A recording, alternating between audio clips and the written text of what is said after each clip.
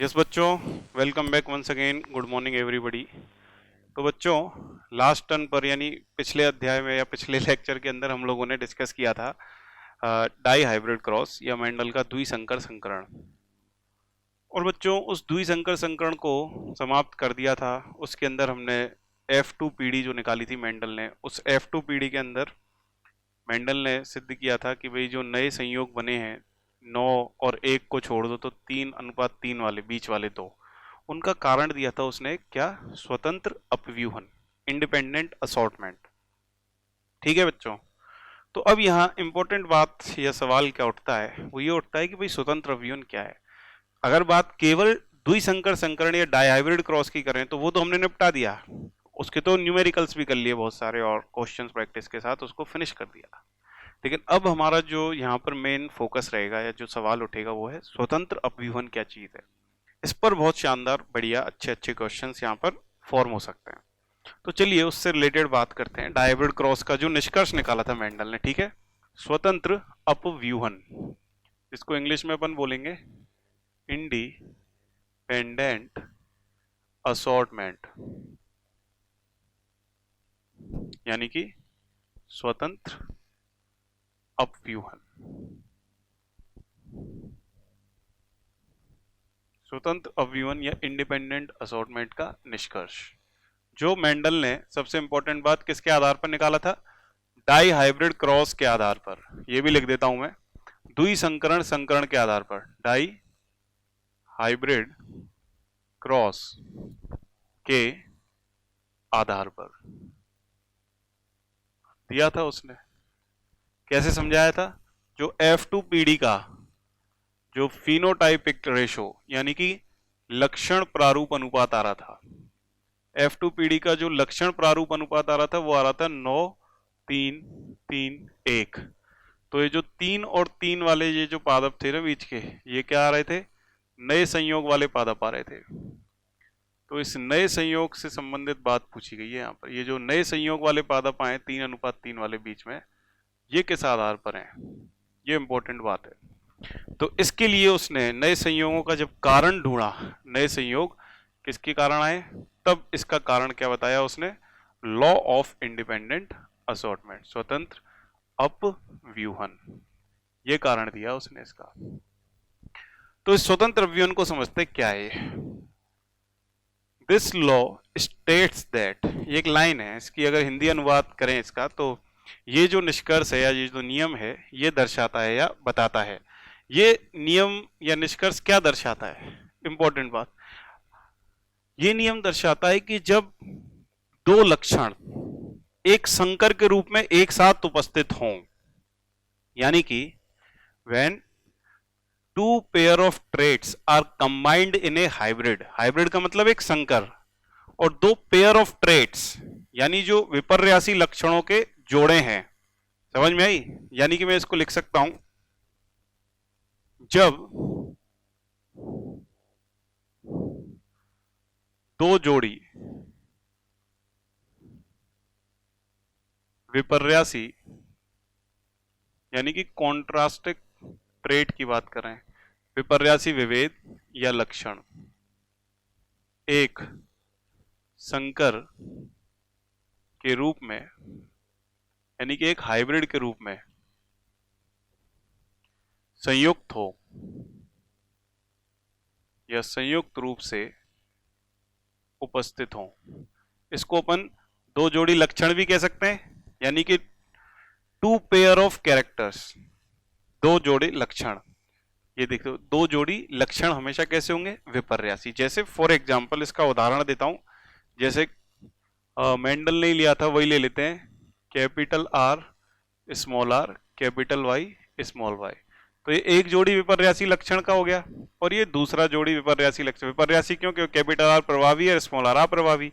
एक लक्षण के लिए दो विपर्यासी विभेद और ये दूसरे लक्षण के लिए दो विपर्यासी विभेद आपस में। तो यहां पर इस चीज को, इस जीन प्रारूप को मैं क्या रूप दे सकता हूं भाषा का? दो जोड़ी विपर्यासी लक्षण, विपर्यासी का मतलब विपरीत विभेद वाले, एक ही संकर रूप में उपस्थित हों, एक साथ उपस्थित हों। मतलब ये जो लाइन लिखी है मैंने हिंदी में, उसका इतना सा मतलब है जो लाल रंग से मैंने ब्रैकेट में लिखा है, ठीक है?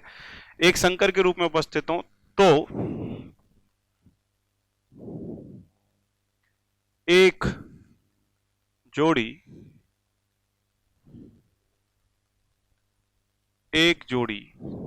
दो जोड़ी थी, ये पहली जोड़ी और ये दूसरी जोड़ी।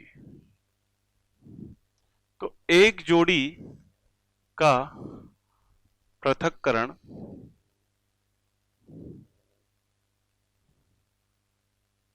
दूसरी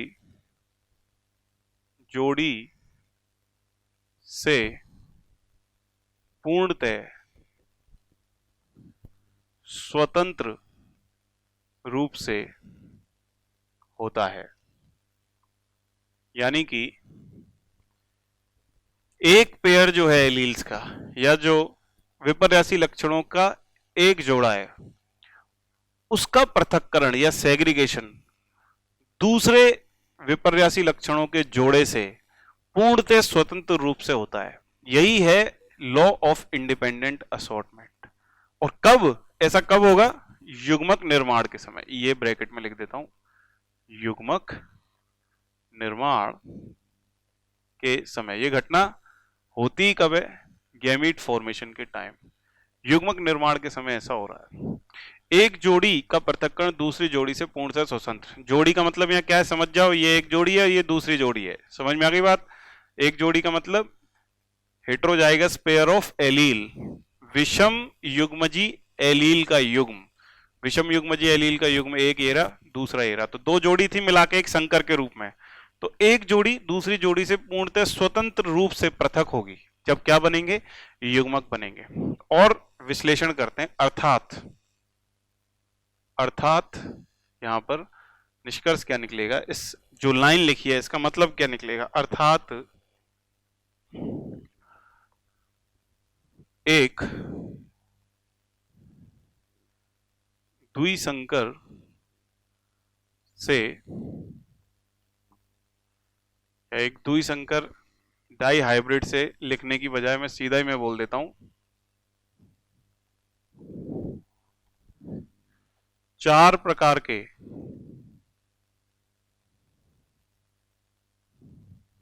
युग्मक बनेंगे, 4 टाइप के गैमीट्स बनेंगे, जो भी संभावित संयोग संभव हैं, सभी होंगे। और जो भी युग्मक बनेंगे उसके अंदर सभी संभावित संयोग संभव हो सकते हैं, बेस्ट पॉसिबल कॉम्बिनेशन। और तीसरी बात, सभी युग्मक समान अनुपात में बनेंगे। स्वतंत्र विवरण यही कह रहा है कि जो 4 प्रकार के युग्मक बनेंगे उनमें सबसे इंपॉर्टेंट बात, जितने भी संभावित संयोग हो सकते हैं एलील के वो होंगे, और साथ के साथ में जो भी युग्मक बने हैं वो अनुपात में एकदम क्या होंगे? बराबर बराबर बनेंगे, रेशो में एकदम इक्वल बनेंगे। अब इसका मतलब समझे, जैसे एक उदाहरण से समझाता हूं इस चीज को। यहां जो कुछ भी लिखा है अभी इसको एक एग्जाम्पल से समझते हैं, उदाहरण। जैसे ये हमारे पास एक डायहाइब्रिड है, capital R small R capital Y small Y, द्विसंकर। तो इसमें ये और ये, तो विषम युग्मजी एलील का एक युग्म दूसरे विषम युग्मजी एलील के युग्म से पूर्णतः स्वतंत्र रूप से पृथक्कृत होगा। क्या बनाते समय? युग्मक बनाते समय। तो देखो भाई, ये एलील का एक युग्म है और ये विषम युग्मजी एलील का दूसरा युग्म है। तो ये जो एक पेयर है एलील का, ये जब युग्मक बनाएगा तो युग्मक बनाते समय सबसे पहले तो पूरी तरह स्वतंत्र रूप से ये ही अकेला अपने दोनों एलील्स को अलग अलग करेगा। कैपिटल आर को अलग किया, स्मॉल आर को अलग किया। समझ में आई बात? ठीक वैसे ही दूसरा जो विषम युग्मजी एलील का जोड़ा है वो भी अपने दोनों एलील्स को स्वतंत्र रूप से क्या करेगा? पृथक्कृत करेगा, अलग अलग करेगा। ये कैपिटल वाई हो गया और ये स्मॉल वाई हो गया, दोनों ने अपने अपने एलील्स। अब देखना, पृथक्करण तो स्वतंत्र रूप से हो गए। अब जो भी संभावित संयोग संभव है वे सभी होंगे, यानी कि अब जब क्या होगा भाई, हमें युग्मक बनाने और युग्मकों की शुद्धता का नियम भी लगाएंगे। युग्मकों की शुद्धता का नियम क्या कहता है कि एक युग्मक जो होगा वो किसी जोड़े की एक ही एलील के लिए शुद्ध होगा, यानी एक ही एलील रखेगा, वो एक ही कारक रखेगा, किसी एक लक्षण के दो कारक नहीं हो सकते एक साथ। तो यहां पर निष्कर्ष क्या निकलता है, जैसे कैपिटल आर और स्मॉल आर दोनों एक युग्मक में एक साथ नहीं हो सकते, कैपिटल आर के साथ दूसरे लक्षण वाला ही आएगा एलील। तो इंपॉर्टेंट बात समझना, जैसे ये है ये, तो ये उसके इसके साथ भी जुड़ सकता है कैपिटल वाई के साथ, और इसका कैपिटल आर उस दूसरे वाले विषम युग्मजीय जोड़े के स्मॉल वाई से भी जुड़ सकता है। पृथक्करण तो हो गया इनका स्वतंत्र रूप से। अब ये अपव्यूहित होते समय जोड़ी का पृथक दूसरी ओर से पूर्णतः स्वतंत्र रूप से होता है, एवं युग्मकों में ये स्वतंत्र रूप से अपव्यूहित होते हैं। अपव्यूहित होंगे का मतलब अब इनका कोई भी संयोग बन सकता है। दूसरी बात, ये स्मॉल आर है, ये भी संभव है कि स्मॉल आर इस स्मॉल वाई से जुड़ सकता है, और ये भी संभव है कि स्मॉल आर किससे भी जुड़ सकता है, कैपिटल वाई से। तो अगर इसको सिद्ध करें तो कैपिटल आर के साथ कैपिटल वाई, और कैपिटल आर के साथ देखो कैपिटल वाई के साथ इसके अलावा क्या भी हो सकता है, स्मॉल वाई। ऐसे ही स्मॉल आर के साथ एक तो कैपिटल वाई हो सकता है, और दूसरा स्मॉल आर के साथ स्मॉल वाई भी हो सकता है। ये चार प्रकार के संयोग बनेंगे युग्मकों के, और ये भी बराबर बराबर मात्रा में 25% ये युग्मक बनने की संभावना, 25 ये और 25% ये वाले युग्मक बनने की संभावना है। यही है स्वतंत्र अपव्यूहन। स्वतंत्र हैं वो संयोग बनाने के लिए, यानी कि जब पृथक्करण इनका हुआ है वो भी एक दूसरे से स्वतंत्र, यानी कि अगर इस स्वतंत्र अपव्यूहन के नियम को समझें तो जो एक जोड़ी है ना एलील की, वो दूसरी से पूरी तरह स्वतंत्र है। देखो इसने अपने दोनों एलील्स को अलग किया, इसने अपने दोनों एलील्स को अलग किया। अब इनमें स्वतंत्रता है कि कोई सा भी एलील युग्मक में जाने के लिए किसी भी दूसरे एलील से संयोग बना सकता है, और जो युग्मक बनेंगे उसमें सभी संभावित संयोग उपस्थित हो सकते हैं। और सबसे इंपॉर्टेंट बात, उनका जो प्रपोर्शन है, उनकी जो मात्रा है वो क्या होगी, बराबर बराबर 25-25%। अब यहां सबसे इंपॉर्टेंट क्वेश्चन क्या बनेगा, यहां ये समझने की जरूरत है कि मेंडल के जमाने में क्रॉसिंग ओवर जैसी चीज भी नहीं आई थी, क्रॉसिंग ओवर, और ना ही मेंडल के जमाने में संलग्नता यानी कि लिंकेज का कोई आइडिया था लोगों को। तो ऐसी स्थिति में मेंडल केवल स्वतंत्र अपव्यूहन के आधार पर ही ये बता सकता था कि यार ये वाला जो बना है एक संयोग जिसमें दोनों प्रभावी हैं, ये कैसा संयोग है, युग्मक की बात हो रही है। ये चारों क्या है, ये चार क्या है, चार क्या बनाए अपन ने, युग्मक। ये चार संभावित युग्मक हैं हमारे पास जो बने हैं, जो संभावित संयोग हो सकते हैं युग्मकों के, ये रहे वो चारों, ठीक है, 1 2 3 4। तो ये कैपिटल आर कैपिटल वाई बिल्कुल एक पैतृक से मैच कर रहा है, दोनों प्रभावी वाले एलील हैं इसमें। ये पैतृक संयोग वाला युग्मक है, पेरेंटल कॉम्बिनेशन वाला पैतृक संयोग वाला युग्मक बना है ये। और ऐसे ही दूसरा पैतृक हमने पूरी तरह अप्रभावी एलील वाला लिया था, तो ये वाला जो गैमीट बना है ये ऐसे समझ लो कि भाई उससे आया है, दूसरे पैतृक से। कौन सा, अप्रभावी पैतृक, पैतृक संयोग वाला युग्मक है। लेकिन इस स्वतंत्र अपव्यूहन की वजह से ही ये हुआ है संभव कि ये दो प्रकार के नए संयोग वाले युग्मक बने, नए संयोग वाले युग्मक। ये संभव किसकी वजह से हुआ है, इसी इंडिपेंडेंट असॉर्टमेंट। अगर इंडिपेंडेंट असॉर्टमेंट नहीं होता तो फिर ऐसा संभव नहीं होता। समझ में आई बात। तो ये बराबर बराबर मात्रा में सभी संभावित संयोग जितने भी बन सकते थे वो बने स्वतंत्र अपव्यूहन। क्यों, क्योंकि जोड़ी के अंदर जो दो कारकों की जोड़ियां थी एलील्स की, उन दोनों लक्षणों की बात अगर करें तो दोनों लक्षणों के लिए जो एलील्स हैं सबसे पहले वो एक दूसरे से पृथक रूप से स्वतंत्र हुए। ये एक जोड़ी अलग, ये दूसरी जोड़ी अलग। फिर एक जोड़ी के दोनों एलील दूसरी जोड़ी के दोनों एलील्स में जब संयोग की बात आएगी तो कोई सा भी संभावित संयोग हो सकता है, सभी जितने भी हैं। जरूरी नहीं कैपिटल वाई से ही जुड़े, ये भी संभव हो सकता है कि कैपिटल आर स्मॉल वाई से जुड़े। अब यह स्वतंत्र अपव्यूहन का क्या महत्व रहा, इस लाइन का क्या महत्व रहा कि एक जोड़ी का पृथक्करण दूसरी से पूर्णतः स्वतंत्र होता है। इस लाइन का क्या मीनिंग हुआ? इस लाइन का मीनिंग समझना भाई, अगर ये जोड़ी के रूप में एक दूसरे से स्वतंत्र नहीं होते तो फिर निश्चित सी बात ये हो सकती थी कि ये नए संयोग बनते ही बनते, इस बात की कोई गारंटी नहीं है, क्योंकि अगर जब स्वतंत्र होते ही नहीं है तो फिर इसी में से युग्मक बनते तो कोई से भी दो एलील आ सकते थे, कैपिटल आर कैपिटल वाई, यही आ जाता, या हो सकता है यही आ जाता है स्मॉल आर स्मॉल वाई। लेकिन युग्मकों का प्रतिशत बराबर और वो भी जितने संभव संयोग बन सकते हैं वो केवल कब आएगा? जब ये दोनों आपस में अलग हुए हों, ये दोनों आपस में अलग हुए हों, और फिर हर एक की बराबर संभावना है किसी दूसरे जोड़ी के एलील के साथ संयोग करने की। यही है स्वतंत्र अवयवन का नियम।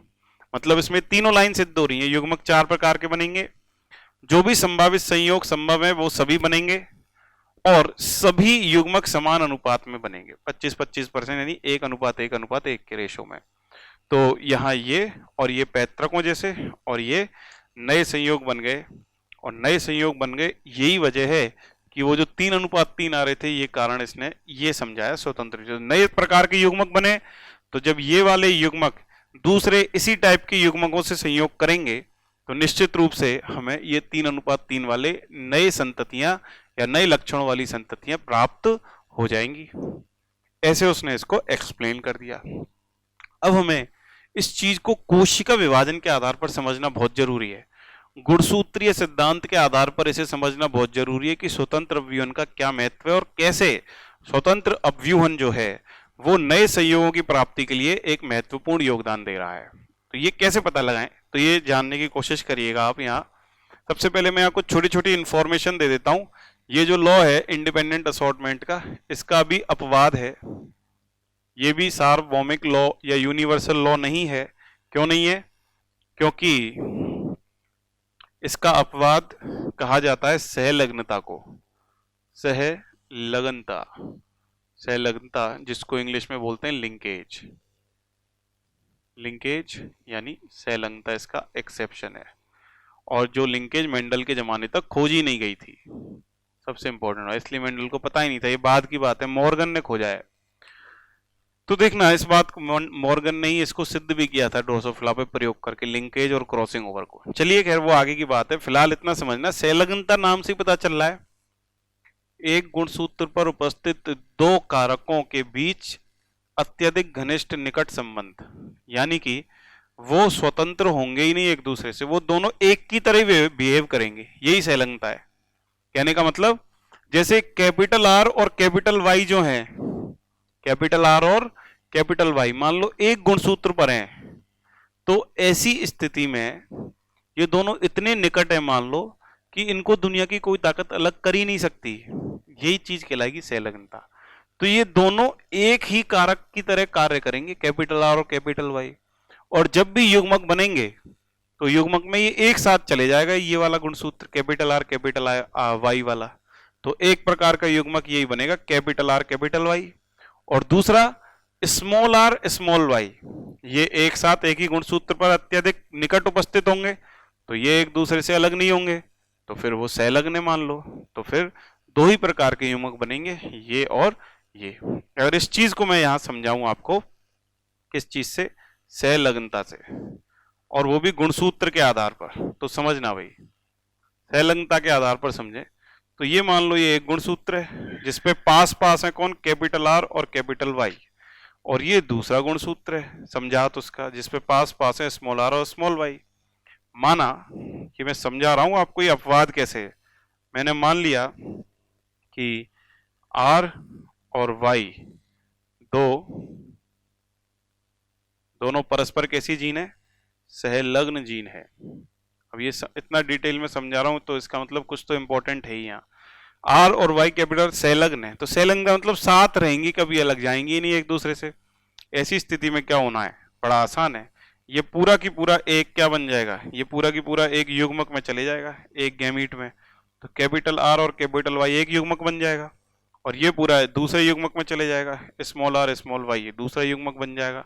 तो केवल और केवल ओनली पैतृक संयोग वाले युग्मक ही बनेंगे, पैतृक संयोग वाले युग्मक ही बनेंगे, केवल और केवल पेरेंटल कॉम्बिनेशन वाले युग्मक बनेंगे बच्चों। और केवल पैतृक संयोग वाले युग्मक अगर बने तो वेरी इंपॉर्टेंट बात यहां से, मेंडल कैसे समझा पाता कि भाई ये नए संयोग भी हो सकते हैं, कैसे नए संयोगों को वो एक्सप्लेन करेगा, नहीं आई बात समझ में। इसलिए मेंडल ने संलग्नता पर जोर ही नहीं दिया, मिली नहीं उसको, यूं मान लो बदकिस्मती से, कोई भी वजह रही होगी, वो भी डिस्कस कर लेंगे इस बची हुई जगह में, मेंडल के समय संलग्नता क्यों नहीं आ पाई। बट सवाल ये उठता है कि संलग्नता होती तो देखो ये सीन होता, और वो भी कैसी संलग्नता है, ये एकदम पूर्ण कंप्लीट लिंकेज है भाई, पूर्ण संलग्नता है, 100% लिंकेज है, पूर्ण संलग्नता, मतलब ये दोनों कभी अलग नहीं हो सकते बिल्कुल भी, पूरी तरह पैतृक संयोग वाले युग्मक बनेंगे, तो नए तो आते ही नहीं, उसे तो नए सिद्ध करने थे। तो मेंडल ने क्या माना है, मेंडल ने ये माना है कि भाई मेरे अकॉर्डिंग, तो मेंडल ने जो माना है, मेंडल कह रहा है मेरे अकॉर्डिंग ये अलग अलग गुणसूत्रों पर उपस्थित हैं, संलग्नता जैसी कोई चीज है ही नहीं, तो वो पूरी तरह स्वतंत्र रूप से अव्यूत होते हैं युग्मक बनाने के लिए, तो बराबर बराबर मात्रा में सभी संभावित संयोग संभव हैं युग्मकों के अंदर एलील्स के। ये था स्वतंत्र अव्यूहन। और सच्चाई क्या है सर, आप जानना चाहोगे सच्चाई क्या है, तो मैं सच्चाई से भी अवगत करा देता हूं आपको। सच्चाई केवल इतनी सी है कि वाकई में संलग्नता होती है और सभी में उपस्थित होती है संलग्नता। क्यों होनी है संलग्नता, तो क्योंकि बहुत आसान सी चीज है बच्चों, क्योंकि हम बायोटेक में पढ़ते हैं कि भाई 30,000 जीन तक खोजे जा चुके हैं हम मनुष्यों के अंदर, और ये 30,000 जीन हमें रखने केवल 23 प्रकार के गुणसूत्रों पर ही हैं, 23 टाइप्स पे। तो 30,000 को अगर आप 23 गुणसूत्रों पर रखोगे तो आप मतलब एक अनुमान के साथ मान के चलो तो 1000, किसी पर 1200, किसी पर 1500 जीन तो आएंगे ही आएंगे, निश्चित सी बात है गुणसूत्र, किसी पर 2000 जीन्स भी आ सकते हैं। तो इतने सारे जीन एक ही गुणसूत्र पर उपस्थित होंगे तो संभावना ये तो है भाई, इतने सारे 1500 जीन है मान लो किसी गुणसूत्र पर, तो उनमें से 2 जीन 4 जीन ऐसे भी तो होंगे जो बिल्कुल पास पास होंगे, एकदम निकट, तो युग्मक बनते समय वो दोनों जीन एक साथ ही जाएंगे किसके अंदर, युग्मकों के अंदर। तो ऐसी स्थिति में आप कॉमन सेंस लगाइए, संलग्नता तो होगी ही होगी। अब मेंडल को संलग्नता क्यों नहीं मिली, क्योंकि आप कारण ये मान सकते हो कि मेंडल डायहाइब्रिड क्रॉस तक ही सीमित रहा हो, और उस डायहाइब्रिड क्रॉस में उसने केवल 2 ही लक्षण एक साथ लिए हो, 2 ही लक्षणों की वंशागति का अध्ययन कर रहा है, और संभवतः ये दोनों लक्षण जो हैं वो अलग अलग गुणसूत्रों पे मान के उसने व्याख्या कर दी, तो उसने ना तो उसको संलग्नता जैसा कोई परिणाम मिला, क्योंकि उसको तो परिणाम में नए संयोग मिले, तो उसको तो ये साबित करना था कि नए संयोग नए युग्मकों के प्रकार के संयोजन से ही बन सकते हैं, नए प्रकार के युग्मक जो आएंगे वो किससे आएंगे, स्वतंत्र अव्यूहन से, इंडिपेंडेंट असॉर्टमेंट से। ये आइडिया ही नहीं था गुणसूत्र वगैरह का, संलग्नता वगैरह का, तो वो कैसे खोज पाता। तो मेंडल संलग्नता क्यों नहीं खोज पाया ये भी देख लेते हैं। ये अपवाद है भाई, मेंडल का ध्यान रखना, कहीं इसको इसमें मिला दो स्वतंत्र अव्यूहन में। ये मैंने आपको समझाया है, ये मैंने आपको ये समझाया कि स्वतंत्र अव्यूहन क्या है। अगर संलग्नता जो उसका विरोधाभासी प्रक्रम है, यानी कि स्वतंत्र अव्यूहन का एक तरीके से संलग्नता क्या कर रहा है, अपोज। कैसे, स्वतंत्र अव्यूहन तो कह रहा है 4 प्रकार के युग्मक बनेंगे बराबर बराबर मात्रा में, और पूर्ण संलग्नता कह रही है कि 2 ही प्रकार के युग्मक बनेंगे, और वो भी पैतृक प्रकार के, नए संयोग तो संभव ही नहीं है। आ रही बात समझ में। तो ये चीज मेंडल नहीं जान पाया, क्योंकि उसको तो नए संयोग मिल रहे थे, तो उसने इसी तरीके से व्याख्या की नए संयोग बनने की, और इस घटना को उसने नाम दे दिया निष्कर्ष के रूप में स्वतंत्र अपव्यूहन। लेकिन वास्तव में संलग्नता होती है, और पूर्ण संलग्नता भी पाई जाती है प्रकृति में, लेकिन कम होती है, जैसे मेल ड्रोसोफिला वगैरह के अंदर, नर फल मक्खी के अंदर। लेकिन मेनली जो अपूर्ण संलग्नता है वो तो जरूर पाई जाएगी हम सभी में, क्योंकि अपूर्ण संलग्नता इसलिए कहेंगे क्योंकि क्रॉसिंग ओवर तो होगा ही होगा, तो कुछ भी क्रॉसिंग ओवर होगा तो हम ये चीज तो पढ़ते ही हैं कि क्रॉसिंग ओवर की जो फ्रीक्वेंसी या आवृत्ति है वो 50% से कम होती है, तो 50% से कम है, इसका मतलब अपूर्ण संलग्नता तो उस स्थिति में हो ही रही है। समझ में आई बात। चलो अब बहुत सारी बातें कर ली यहाँ पर ज्ञानवर्धक, अब काम की बात थोड़ी सी यहाँ पर थ्योरिटिकल है, वो कर लेते हैं। मेंडल को ये क्वेश्चन कई बार बन जाता है, मेंडल को संलग्नता नहीं मिली क्योंकि, क्या कारण हो सकता है इसका। संलग्नता प्राप्त नहीं हुई, क्या कारण हो सकता है? एक कारण तो आप इसमें यह भी दे सकते हो कि शायद संभव है संलग्नता प्राप्त हुई हो, ये भी कई बार ऑप्शंस में आ जाता है। संलग्नता प्राप्त हुई हो किंतु मेंडल ने उसे अपने निष्कर्ष में प्रकाशित नहीं किया। एक तो यही कारण बता देते हैं कुछ निठल्ले लोग जो हैं कि भाई ये भी एक कारण हो सकता है, मिली तो होगी उसको संलग्नता, पर संलग्नता मिलने की वजह से उसका ये वाला जो प्रयोग था उसमें ये निष्कर्ष आ रहा था नए संयोग वाला, ये सिद्ध नहीं हो रहा था, इसलिए उसने संलग्नता की व्याख्या ही नहीं की। दूसरी बड़ी बात ये भी संभव है कि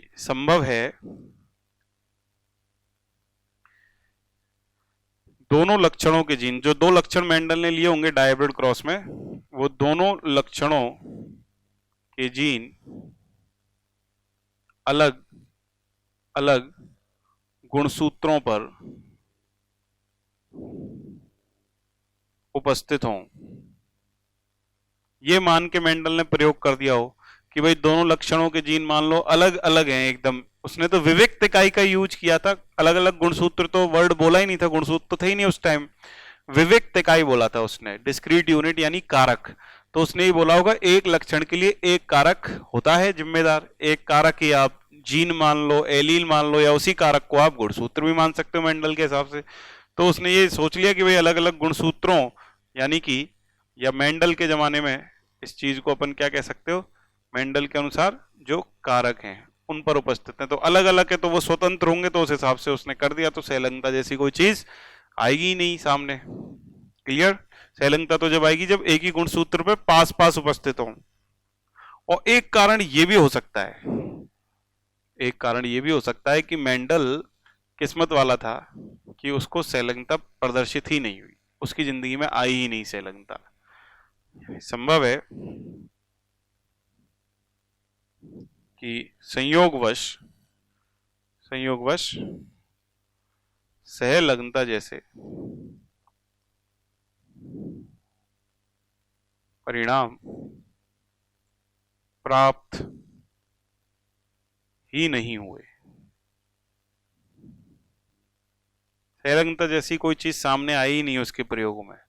दूसरा, संलग्नता आई तो होगी पर उसने प्रकाशित ही नहीं किया। और तीसरा, उसने मान लिया कि भाई अलग अलग कारकों पर ही उपस्थित हैं, तो उसने किस्मत से ऐसे लक्षण ले लिए जो अलग अलग गुणसूत्रों पर उपस्थित हैं।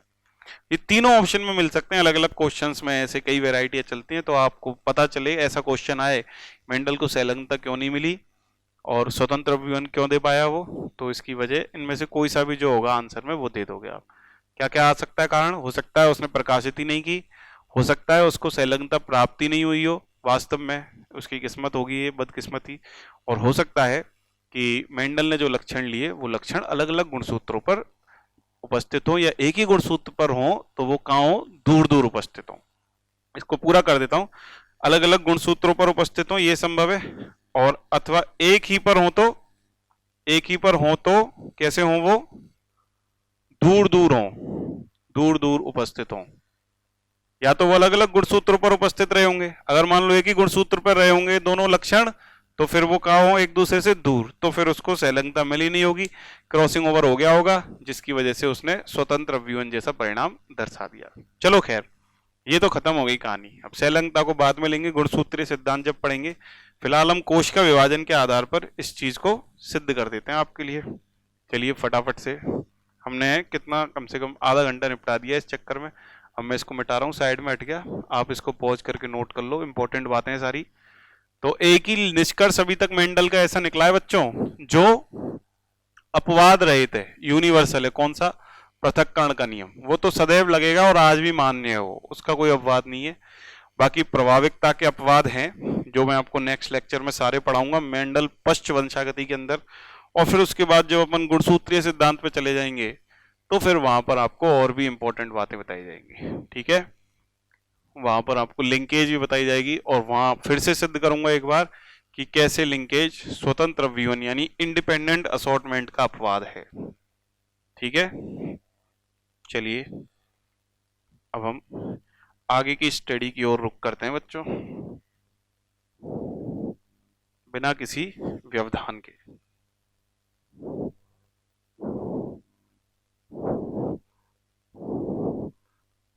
चलिए आगे बढ़ते हैं।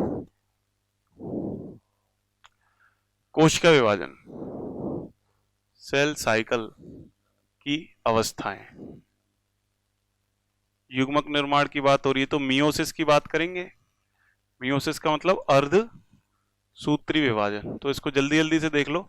सेल बायोलॉजी की बातें शायद आप पढ़ चुके होंगे, पहले पढ़ा होगा कभी या इस साल भी पढ़ रहे होंगे, पढ़ लिया होगा। तो उससे अपन स्वतंत्र अवयवन को गुणसूत्रीय आधार पर भी देखेंगे। तो यहाँ सेल डिवीजन में मियोसिस का आपका रिवीजन हो जाएगा, ये बढ़िया बात है एक। और फिर यहाँ अपन देख लेंगे क्या, गुणसूत्रीय व्याख्या। गुणसूत्री व्याख्या किसकी? गुणसूत्रीय व्याख्या स्वतंत्र अपव्यूहन की। इसके आधार पर बहुत शानदार क्वेश्चन उत्पन्न होगा। चलिए स्वतंत्र अपव्यूहन की गुणसूत्रीय व्याख्या भी समझेंगे। यहाँ सबसे पहले सेल साइकिल की अवस्था मियोसिस की देखते हैं। देखो कोई भी कोशिका है तो उसकी जीवन अवस्था में बात करें तो उस कोशिका में मान लो मैं 2 लक्षण लेता हूँ, तो 2 लक्षणों के लिए 2 अलग अलग गुणसूत्र बनाऊंगा। तो सेम टाइप के गुणसूत्र होंगे बच्चों, 2 ऐसे दर्शा दिए मैंने गुणसूत्र एक रेखा में। तो कोई समस्या नहीं होनी चाहिए आपको। हर गुणसूत्र 2-2 बार है, तभी तो ये डिप्लॉयड कोशिका है 2n बराबर 4 वाली। तो मान लो इसके अंदर मैं कुछ लक्षण ले लेता हूँ, जैसे ये कैपिटल R वाला है इस पे, यहाँ स्मॉल r वाला, यहाँ कैपिटल Y वाला और यहाँ स्मॉल y वाला। ठीक है, अब क्या होगा बच्चों, S अवस्था आएगी और S के बाद क्या आ जाएगी, G2। तो S में, S प्रावस्था में आप जानते हो क्या हो जाता है, डीएनए रेप्लिकेशन। रेप्लिकेशन मतलब डीएनए का प्रतिकृतिकरण, जो मैंने आपको विस्तार से पढ़ा दिया है किसके अंदर, मॉलिक्यूलर बायोलॉजी में। तो जैसी रेप्लिकेशन हो गया और G2 फेज बनी, तो देखो वहां क्या हो गया होगा बच्चों, वहां पर ये जो प्रत्येक गुणसूत्र है ये अपने आप को रेप्लिकेट कर लिया होगा इस तरीके से। इस तरीके से इसने भी कर लिया अपना रेप्लिकेशन और इसके समजात वाले ने भी कर लिया। ठीक उसी तरीके से जो रेड वाला दूसरा क्रोमोसोम है उसके साथ भी एक हरकत हुई है, उसके भी दोनों पार्टनर्स अपना अपना क्या कर लिए, रेप्लिकेशन। तो उस रेप्लिकेशन से सीन क्या हुआ भाई, इसी का प्रतिकृतिकरण हुआ है तो कैपिटल R 2 बार आ गया, स्मॉल r वाले का रेप्लिकेशन हुआ तो स्मॉल r 2 बार आ गया, ऐसी कैपिटल Y वाले का रेप्लिकेशन हुआ तो वो 2 बार आ गया और स्मॉल y वाले का हुआ तो वो 2 बार आ गया। आई बात समझ में? अब ये तो चलो मैंने जीन ले लिए, नहीं भी लूं तो भी काम चल जाएगा ऐसे। ठीक है, ये हो गया। अब क्या आएगा इसके बाद, सबसे इंपॉर्टेंट आएगा मेटाफेज। मेटाफेज फर्स्ट और उसके बाद एनाफेज फर्स्ट, यानी कि मध्यावस्था प्रथम और पश्चावस्था प्रथम। उसमें क्या होगा, समजात गुणसूत्रों का युग्मन। ये सबसे महत्वपूर्ण घटना है। समजात गुणसूत्रों का युग्मन का मतलब इस प्रकार से, ये गुणसूत्र जो हैं एक दूसरे के सामने जोड़े बनाएंगे, पेयर्स बनाएंगे इस तरह, और ऐसे ये दूसरा वाला भी, ये भी एक जोड़ा बनाएगा अपना इस तरीके से। समजात गुणसूत्रों का युग्मन हो गया। और उसके बाद एक गुणसूत्र एक ध्रुव पर जुड़ेगा सेंट्रियोल की हेल्प से, और दूसरा दूसरे ध्रुव पर, और एक गुणसूत्र एक पोल पर जुड़ेगा स्पिंडल फाइबर की हेल्प से और दूसरा दूसरे पोल पर। यहाँ सेंट्रोमियर का विभाजन नहीं होगा, खास बात। बस यही वो जगह है, यही तो वो जगह है जहां पर सबसे इंपॉर्टेंट बात, स्वतंत्र अपव्यूहन, स्वतंत्र अपव्यूहन होता है। जो स्टार्ट हुआ मेटाफेज फर्स्ट में दिखना हमें, और एनाफेज फर्स्ट में, या पश्चावस्था फर्स्ट लिख देता हूं, पश्चावस्था प्रथम, इसको अपन कहते हैं एनाफेज फर्स्ट, पश्चावस्था प्रथम, जिसमें स्वतंत्र अपव्यूहन, इंडिपेंडेंट असॉर्टमेंट जैसी घटना हो जाएगी, स्वतंत्र अपव्यूहन हो जाएगा इसमें बच्चों। यही इंपॉर्टेंट क्वेश्चन बनता है और स्वतंत्र अभिवन होने का मतलब क्या है ये लिख रहा हूं मैं, सबसे इंपॉर्टेंट ये क्वेश्चन है और ये मॉड्यूल में आपके होगा भी, तो मेरे हिसाब से उसमें तो करेक्शन है आंसर में, उसमें एनाफेज द्वितीय दे रखा है। इसका मतलब अर्थात यहां एनाफेज फर्स्ट में संभावित युग्मकों का जीनोटाइप यानी जीन प्रारूप, अर्थात यहां संभावित युग्मकों का जीनोटाइप यानी जीन प्रारूप निर्धारित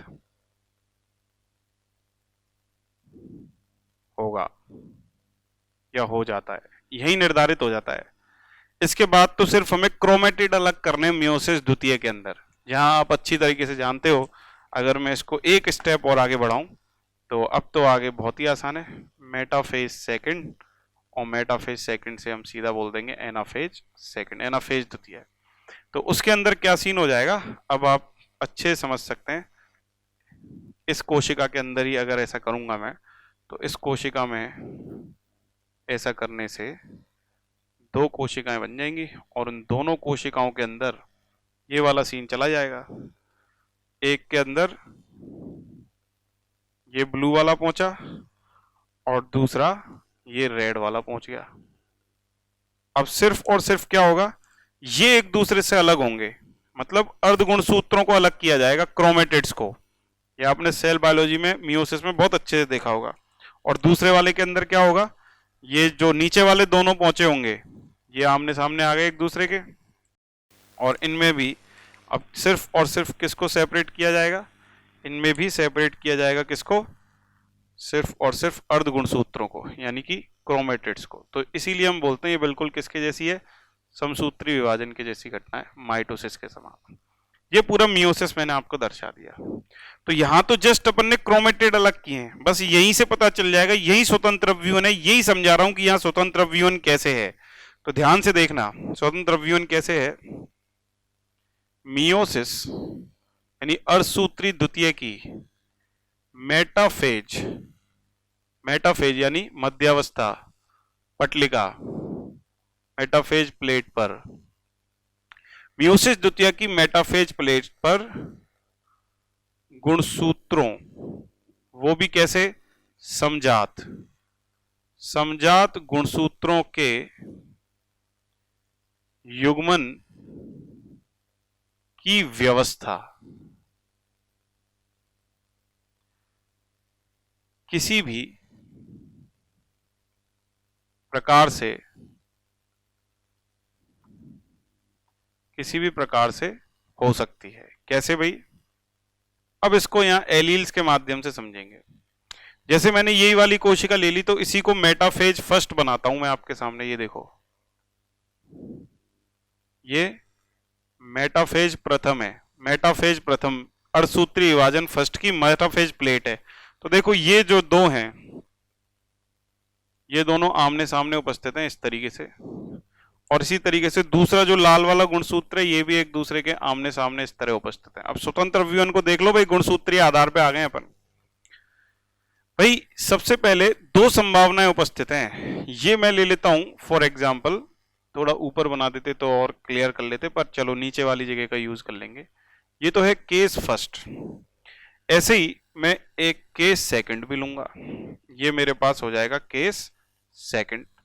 केस सेकंड में भी गुणसूत्र तो आमने सामने समजात प्रकार के ही होंगे, तो नीले वाले के सामने नीला वाला और रेड वाले के सामने रेड वाला, इस तरीके से मैंने रख दिया। अब इनके विन्यास में अंतर देखना, यहां देखो भाई कैपिटल आर, इस पर क्या उपस्थित है, इस पर कैपिटल आर और कैपिटल आर पाया गया है, और इसके सामने वाले पर स्मॉल आर नीले वाले पर, ये देखो ये स्मॉल आर और ये स्मॉल आर।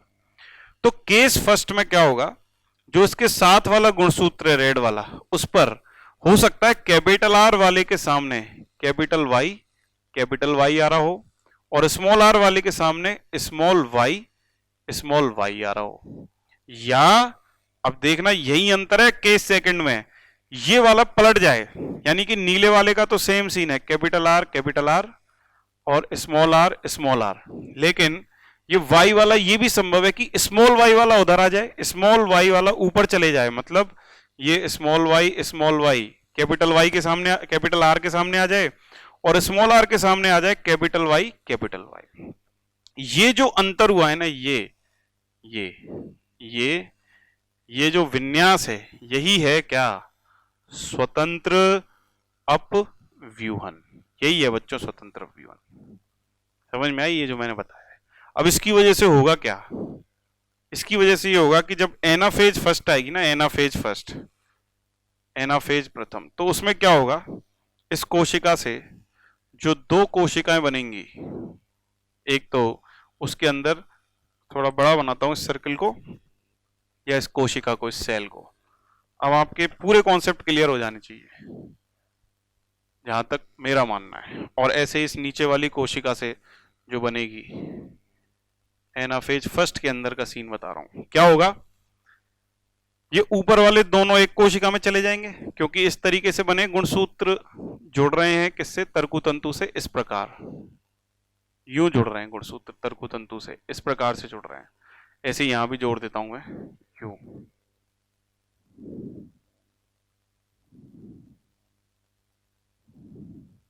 ठीक है, जोड़ दिया मैंने। अब ये तो मेटाफेज में होता है जुड़ने का। एनाफेज फर्स्ट में क्या हो रहा है देखना, ये ऊपर वाले दोनों चले गए एक कोशिका के अंदर, यानी एक ध्रुव पर चले गए, ये इस पे और ये आ गया इसमें। तो यहां पर अपन लिख सकते हैं कैपिटल आर यहां आ गए, स्मॉल आर नीचे वाली में चले गया। ऐसे ही इसमें रेड वाले जो गुणसूत्र है वो इधर आ गए, और दूसरा रेड वाला इसके सामने वाला इधर आ गया। मतलब सीन क्या हो गया, कैपिटल वाई वाला उधर चले गया और स्मॉल वाई वाला नीचे आ गया। तो एक संभावित कंडीशन तो ये हो, अब मैं इसको देख के एनाफेज फर्स्ट में देख के बता सकता हूं युग्मक क्या बनेंगे। कैसे बताऊंगा भाई, आगे चल के मियोसिस सेकंड जो होगा, मियोसिस द्वितीय, उसमें तो ये कोशिका ही टूटनी है, यही तो टूटेगी बीच में से, और जैसे ये टूटेंगी तो इन दोनों में क्या होगा, ये सेंट्रोमियर बीच में से टूट जाएगा। अब सेंट्रोमियर बीच में से टूटेगा तो क्या होगा, देखो कैपिटल आर के साथ कैपिटल वाई, ये दोनों एक कोशिका में चले जाएंगे, कैपिटल आर कैपिटल वाई, और कैपिटल आर कैपिटल वाई ये दोनों एक कोशिका में चले जाएंगे। तो ये दो ही प्रकार के युग्मक बन रहे हैं। तो मैं यही एनाफेज फर्स्ट में देख के बता सकता हूं, ऊपर वाले दोनों एक में गए, नीचे वाले दोनों एक में गए। बोलो। और दूसरा केस क्या ले सकता हूं, यहां पर ये डिवीजन होगा इस तरह सेंट्रोमियर का मियोसिस सेकंड में, तो क्या बनेगा, स्मॉल आर स्मॉल वाई, और नीचे वाले दोनों दूसरी कोशिका में चले जाएंगे, स्मॉल आर स्मॉल वाई। ये देख लो, अगर केस फर्स्ट वाला सीन होता है तो चारों युग्मक 25%, 25 क्यों बोल रहा हूं मैं इसको, ये दोनों सेम ही तो हैं, ये दोनों सेम है एकदम, तो ये दोनों एकदम सेम है, समान, ये दोनों एकदम समान। तो केस फर्स्ट से यूं कह सकते हो कि भाई अभी हमारे पास दो प्रकार के युग्मक आ गए। कौन से वाले, पैतृक संयोग वाले। ये दो प्रकार के युग्मक हैं, ये कौन से वाले आ गए, पेरेंटल, पैतृक संयोग वाले। अब देखना स्वतंत्र अपव्यूहन का जादू क्या है। स्वतंत्र अपव्यूहन क्या कहता है कि भाई ये यूं भी हो सकते थे, समझ में आई। अगर ये उल्टे हुए तो उसकी वजह से क्या सीन हुआ, ये नीले वाले दोनों अलग अलग ध्रुवों पर गए, इनमें तो कोई दिक्कत है ही नहीं।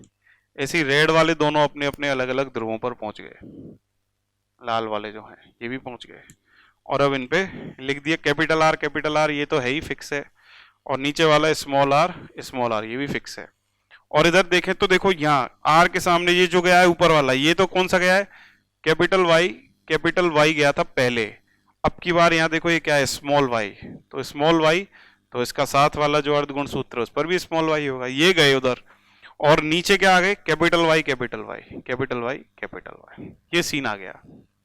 इससे क्या संभावना बनेगी, जब मियोसिस सेकंड होगा, अर्धसूत्री विभाजन द्वितीय जो समसूत्री के समान होता है, उसमें सिर्फ क्रोमेटेड टूटना है बीच में से, ये क्रोमेटेड टूटेगा, तो क्रोमेटेड मतलब सेंट्रोमियर गुणसूत्र बिंदु टूटेगा और क्रोमेटेड अलग अलग हो जाएंगे। तो ये ऊपर वाले दोनों क्रोमेटेड, कैपिटल आर के साथ क्या चले गया, कैपिटल आर के साथ चले गया स्मॉल वाई, और यहां भी देख लो कैपिटल आर के साथ क्या आ गया, स्मॉल वाई। और यहाँ नीचे वाले में देखें इन क्रोमेटेड्स को तोड़कर अलग अलग, तो स्मॉल आर के साथ कैपिटल वाई, एक कंडीशन ये हो गई, स्मॉल आर के साथ कैपिटल वाई, और नीचे वाला भी वही स्मॉल आर के साथ कैपिटल वाई। तो ये तो संयोग, ये दोनों एक जैसे, और ये दोनों एक जैसे हैं। ये कौन से बन गए? नए संयोग। अब आप देख लो 8 हैं, 8 में से 2 4 बार हैं, यानी कि ये 25%, ये भी 25%, ये भी 25% और ये भी कितने? 25%। ये था स्वतंत्र अवयवन, जो किसमें ही हो गया था? मेटाफेज प्लेट पर मियोसिस प्रथम की। और स्वतंत्र अवयवन मेटाफेज प्लेट पर गुणसूत्रों के विन्यास को ही कह रहे हैं, वो कुछ भी हो सकता है।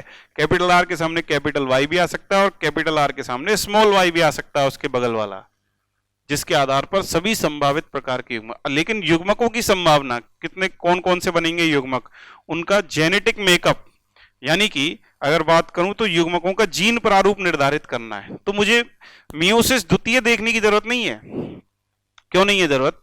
क्योंकि बच्चों बड़ा आसान है, मुझे एनाफेज फर्स्ट के अंदर साफ साफ नजर आ जाएगा इन कोशिकाओं पर, अगर मैं गौर डालूं तो यार ये एनाफेज फर्स्ट में जैसे ध्रुवों पर ये जा रहे हैं, तो बस मुझे अब तो ये क्रोमेटिड ही तोड़ने। ये एक प्रकार का युग्मक है पूरा, ये एक दूसरे प्रकार का युग्मक, ये एक प्रकार का युग्मक, ये दूसरे प्रकार का। अब तो सिर्फ युग्मकों की संख्या बढ़ानी है, मुझे डबल करना है, समसूत्रीय विभाजन ही तो करना है। इसलिए हमेशा आंसर हम क्या देते हैं? एनाफेज प्रथम। अगर आ जाए तो संभावित जीन प्रारूप निर्धारित करना हो तो युग्मकों का, और जो मॉड्यूल में क्वेश्चन होगा उसके अंदर एनाफेज सेकंड दे रखा होगा, तो आप उसमें करेक्शन कर सकते हो। यही है गुणसूत्रीय व्याख्या किसकी? स्वतंत्र अवयवन की। चलिए अब समय कम बचा है, बची हुई चीजें और निपटा लेते हैं। स्वतंत्र अवयवन मैंने पूरी तरह से समझा दिया है, गुणसूत्रीय सिद्धांत के आधार पर भी समझा दिया और कोशिका चक्र की अवस्थाओं के आधार पर भी। ये तो नॉर्मली मैंने कोशिका चक्र समझा है, ऐसा ऐसा होता है उसमें, और फिर इसके आधार पे मैंने इन एलील्स को रख दिया गुणसूत्रों पर, और फिर यहाँ स्वतंत्र अवयवन समझाया कि ये जो पलटना है ना, कैपिटल के सामने दूसरे का कैपिटल ही आए और कैपिटल के सामने दूसरे का स्मॉल भी आ सकता है, यही है व्यवस्था क्या? स्वतंत्र अवयवन वाली, जो एनाफेज फर्स्ट में हमको पता चल जाएगी युग्मक कौन से बनेंगे। सही है, चलिए साइड में हटता हूं, मिटाने जा रहा हूं। इसके पश्चात हम स्टार्ट करेंगे इसमें एक दो छोटी मेंडलीय आनुवांशिकी पूरी तरह, वेंडल वंशागति खत्म, उसके एक दो महत्वपूर्ण बातें जान लेते हैं और आज का लेक्चर समाप्त करते हैं। फिर मेंडल पश्च वंशागति की चर्चा अपन नेक्स्ट लेक्चर में कर लेंगे और उसके सभी अपवादों को भी एक एक करके पढ़ लेंगे, जैसे अपूर्ण प्रभाविकता, पूर्ण प्रभाविकता, बहुजीनीय वंशागति इत्यादि। ठीक है, चलो साइड हट गया, पॉज करके नोट कर लो और अब मिटा रहा हूं।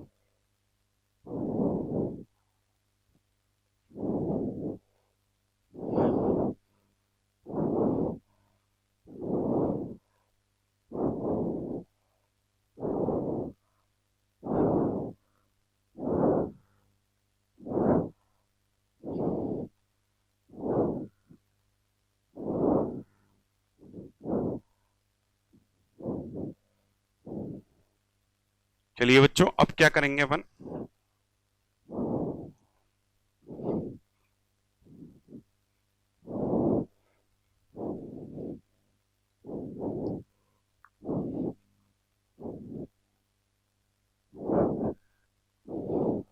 अब बिल्कुल छोटी हेडिंग पढ़ा रहा हूं, मेंडलीय वंशागति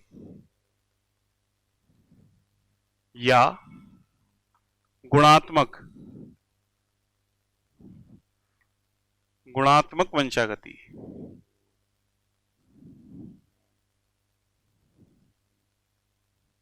या एक जीनी मोनोजेनिक एक जीनी वंशागति, मोनोजेनिक इनहेरिटेंस।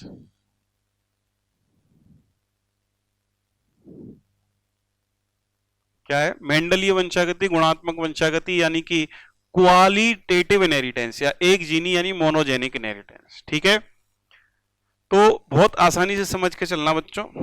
जो मेंडलीय वंशागति है उसकी सबसे बड़ी खास बात क्या है? मेंडल के अनुसार एक जीन, यानी कि हम बात कर सकते हैं एलील का युग्म जो है, किसका नियंत्रण करता है? एक लक्षण का नियंत्रण करता है।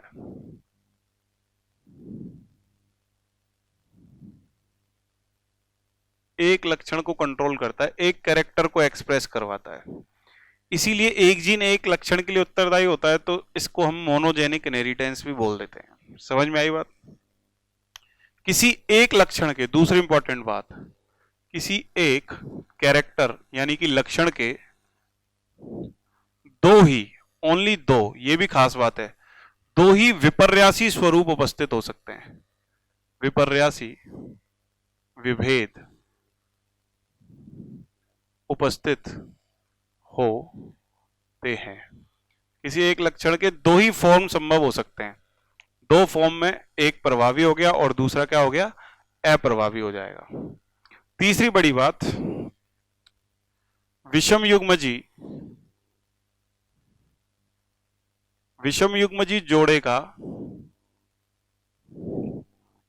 केवल एक, ओनली वन, विषम युग्मजी जोड़े का केवल एक प्रभावी वाला, डोमिनेंट वाला प्रभावी एलील ही संपूर्ण फिनोटाइप मींस लक्षण प्रारूप को, संपूर्ण लक्षण प्रारूप को अभिव्यक्त यानी कि एक्सप्रेस करने में सक्षम होता है। सक्षम का मतलब कैपेबल होता है, यानी कि जो रिसेसिव वाला है उसका कोई रोल नहीं है, डोमिनेंट वाला जो है वो अकेला ही संपूर्ण जीनोटाइप को क्या कर, संपूर्ण फिनोटाइप को, लक्षण प्रारूप को क्या कर सकता है, एक्सप्रेस। यानी कि अगर इसमें बात करूं कैपिटल टी स्मॉल टी है तो ये अकेला ही काफी है, किसके लिए, लंबेपन के लिए, लंबेपन के लिए यही पर्याप्त है, दूसरे की जरूरत नहीं है। एक अकेला ही एलील जो है प्रभावी वाला, खास बात है, वो संपूर्ण फिनोटाइप को क्या करने की मादा रखता है या क्षमता रखता है, एक्सप्रेस करने के लिए या अभिव्यक्त करने के लिए पर्याप्त होता है। समझ में आ गई बात। एक लक्षण के दो ही विपर्यासी विभेद हो सकते हैं और एक जीन या एक एलील युग्म कितने का नियंत्रण करता है, केवल एक लक्षण का ही नियंत्रण करता है। ये कुछ मतलब इंपॉर्टेंट खास बातें मेंडल की वंशागति की। इसमें एक चीज और इंपॉर्टेंट बात, कुछ कायिक लक्षण जो मेंडल के अनुसार हल किए जाते हैं। जैसे फॉर एग्जांपल जो मेंडल के इनहेरिटेंस के अनुसार ही लेते हैं, जैसे वो लक्षण क्या हो सकते हैं, जैसे आंख का आकार, रंग नहीं, आकार की बात कर रहा हूं मैं। ऐसे ही बालों का प्रारूप जिसको कहेंगे हेयर पैटर्न। इसके अलावा अगर बात करें जिह्वा, टंग जिसे बोलते हैं। इसके अलावा पीटीसी पत्र को चखने की प्रकृति, उसको चख सकता है, उसका स्वाद बता सकता है कि नहीं, पीटीसी पेपर का। इसके अलावा हाथ, कौन सा हाथ काम में ले रहा है, राइट हैंडेड है या फिर लेफ्ट हैंडेड है। इसके अलावा गाल, ऐसे कुछ लक्षण हैं। जैसे अगर बात करूं तो इसमें प्रभावी और अप्रभावी, मैंने पहले ही लिखा कि दो ही विपर्यासी विभेद हो सकते हैं। प्रभावी बात करें, आंख का आकार बड़ी होंगी तो प्रभावी मान लिया, छोटी होंगी तो अप्रभावी। तो डायरेक्ट क्वेश्चन आ सकता है इन पर, तो आपको खुद ही पहचान लेना है कि प्रभावी दिया है कि अप्रभावी दिया है, जीन प्रारूप निकालने के लिए। ठीक है। बालों का प्रारूप बात करें तो कर्ली यानी मुड़े हुए, छल्लेदार मैगी के जैसे जो बाल होंगे वो, और सीधे स्ट्रेट बाल होंगे वो अप्रभावी है। जीभ की बात करें तो जो मोड़ सकता है और जो नहीं मोड़ सकता वो अप्रभावी। पीटीसी फिनाइल थायोकार्बेमाइड एक पेपर होता है, इसके स्वाद को जो चख सकता है वो प्रभावी और जो नहीं चख सकता वो अप्रभावी। हाथ, जो सीधा हाथ है वो प्रभावी है और जो सीधा का मतलब दायां, और जो बायां हाथ है वो क्या है, अप्रभावी। बाएं हाथ से अगर कोई एक्टिव है, बाएं हाथ से सारे क्रियाएं करता है तो वो अप्रभावी लक्षण माना है। गाल में गड्ढे का मतलब होता है डिंपल, वो है तो प्रभावी लक्षण है, और डिंपल नहीं है यानी कि गाल सपाट है एकदम, तो वो कैसा हो गया, अप्रभावी लक्षण। तो ये कुछ लक्षण है जो मेंडलीय वंशागति से हल किए जाते हैं। क्लियर हो गई बात। और खास बात, मेंडल के जो लक्षण है, मेंडल की वंशागति में जो लक्षणों के जीन है ना, लक्षणों के जीन किस पर उपस्थित हैं, कायिक या अलिंग गुणसूत्रों पर उपस्थित हैं, कायिक या अलिंग गुणसूत्रों पर उपस्थित मान के हल किए जाते हैं क्वेश्चन। यानी कि 22 जोड़ी हमारे अंदर जिसकी बात करें, 22 जोड़ी गुणसूत्र उनके ऊपर उपस्थित हैं ये मेंडल के जितने भी लक्षण हैं। तो इसलिए इंपॉर्टेंट बात है कि वो सेक्स लिंकेज की भी बात नहीं करेगा, लिंग संलग्न वंशागति की भी। ठीक है, ये मेंडल की एक तरीके से मेंडेलियन या गुणात्मक क्वालिटेटिव इनहेरिटेंस या एक जीन की वंशागति हो गई, जिसमें कई तरह की बातें अपन ने कर ली। फिनोटाइप, जीनोटाइप, F2PD में निकालना, ये सब देखा। दोनों तरह के क्रॉस देखे, एक संकर दो संकर, और उनके निष्कर्ष भी देखे, उनको नियम में बदलते देखा, उनकी व्याख्या भी की। अब यहीं पर लगे हाथ में एक चीज और पढ़ा देता हूं आपको और आज का काम फटाफट से समाप्त करते हैं 5 मिनट के अंदर। वो क्या है? व्युत्क्रम क्रॉस। व्युत्क्रम का मतलब रेसिप्रोकल, रेसिप्रोकल यानी कि व्युत्क्रम क्रॉस। व्युत्क्रम क्रॉस क्या होता है बच्चों? पैतृकों का, पेरेंट्स जो है, पैतृकों का, लाइन खींच दी ताकि आप समझ जाओ नेक्स्ट हेडिंग है, पैतृकों का लिंग बदलकर कराया गया क्रॉस, लिंग चेंज करके। अब लिंग कैसे बदलोगे? गड़बड़ नहीं, ऐसे नहीं समझना कि लैंगिक जनन अंग बदल दिया, नहीं। अर्थात मीनिंग क्या है इसका? अर्थात जो दो पैतृक, जो दो युग्मक बना रहे थे, वो युग्मकों का प्रकार अलग अलग पैतृकों से, मतलब युग्मक, पैतृकों द्वारा उत्पन्न होने वाले युग्मकों को परिवर्तित किया है। जो गैमेट्स बना रहे थे उसे चेंज कर दिया। जैसे फॉर एग्जांपल लें, एक नर पादप और एक मादा पादप जो लिया मेंडल ने, दो भागों में देखेंगे इसको। तो मान लो नर पादप तो ले लिया ये प्रभावी लंबा, और ये अप्रभावी बौना ले लिया मादा। तो इससे युग्मक बना कैपिटल टी और इससे युग्मक बना स्मॉल टी। इनका क्रॉस करवाया तो इससे जो F1 संतति बनी वो क्या बनी? Capital T small T. और ये कैपिटल टी स्मॉल टी जो है वो दिखने में क्या है? लंबा, हाथा पे, टॉल। अब अपन ने गैमेट्स बदल दिए, मतलब पैतृक बदल दिए, मतलब पैतृकों का लिंग चेंज कर दिया। कैसे? मेल और फीमेल लिए, मेल वाला तो ले लिया अप्रभावी, पहले मेल वाला प्रभावी लिया था, और फीमेल वाला क्या ले लिया? प्रभावी, पहले लिया था अप्रभावी। तो अब देख लो, दोनों पैतृकों से बनने वाले युग्मक बदल दिए अपन ने, एक तरह से युग्मक परिवर्तित कर दिए। इससे मेल से पहले कैपिटल टी बनना था, अब स्मॉल टी बनेगा, और इससे कैपिटल टी वाला युग्मक बनेगा। इनके बीच में क्रॉस कराएंगे, क्रॉस करवाने पर हमें अगेन जो F1 संकर मिलेगा, कौन मिलेगा? लंबाई मिलेगा, लंबा पादप। तो दोनों स्थिति में परिणाम पर कोई फर्क पड़ा? कोई फर्क नहीं पड़ा, एकदम सेम परिणाम मिल रहा है दोनों स्थिति में। अर्थात यहां लिख सकता हूं मैं, अर्थात व्युत्क्रम क्रॉस, रेसिप्रोकल क्रॉस का मेंडेलियन वंशागति पर, मेंडेलियन इनहेरिटेंस पर कोई प्रभाव नहीं पड़ता।